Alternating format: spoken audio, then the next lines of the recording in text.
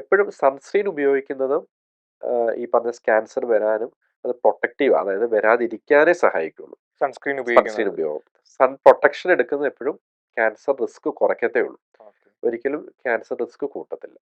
Doctor recommend ചെയ്യുന്ന ഒരു sunscreen ഏതാ? ഒരു നോർമൽ സ്കിൻ ഉള്ള ഒരാൾക്ക്.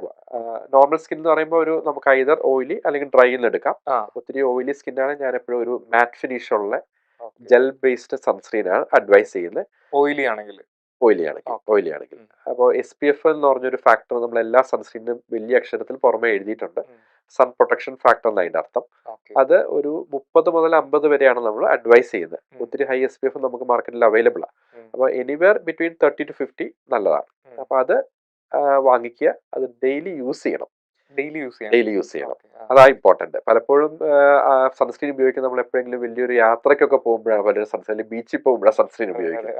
പക്ഷേ സൺസ്ക്രീൻ അങ്ങനെ ആ സമയത്ത് മാത്രമല്ല ഉപയോഗിക്കേണ്ടത്. നമ്മൾ ഡെയിലി ഓഫീസിൽ പോകുമ്പോൾ രാവിലെ അപ്ലൈ ചെയ്ത് പോയാൽ ബെനിഫിറ്റ്സ് ആണ് കൂടുതൽ.